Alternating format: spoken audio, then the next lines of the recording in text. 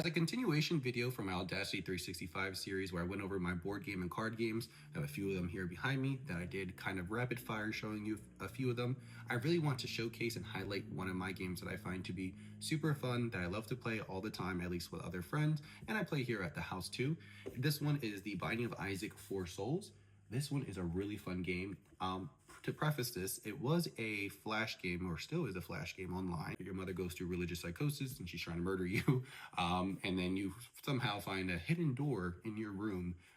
It's kind of like underneath your bed or something. And then you go into a dungeon, is the best way to describe it, where you're fighting different monsters and stuff like that. And the main goal is to gather, in the video game, is to defeat your mom at the end of the game. But at least in the card game, is to gather 4 souls. But it has the same kind of thought process of, in the game, you collect different items and upgrades to defeat the monsters, and at the end of the game to defeat mom. While in the card game here, you start with your own player. You have a few players you could pick with, and then you start with your internal items here. And what happens is that item stays with you and has a different ability or effect.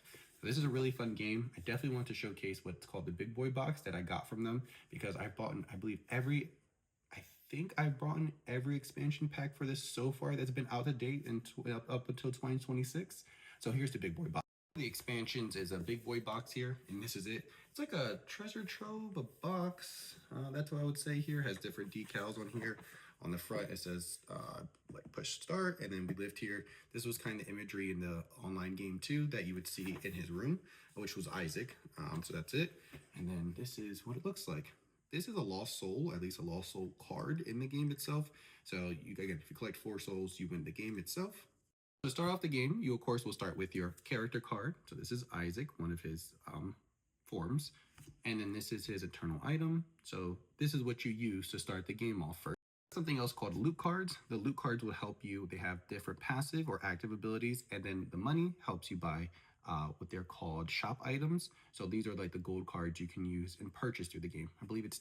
Then you have the shop items that I just mentioned, where you can pay 10 cents to purchase these, and they're helpful. So with this one, you get 1 additional life on top of your character, and then the ability for this one is outlined, and you can do this ability as long as you turn the card and you're able to do the effect that's written on here.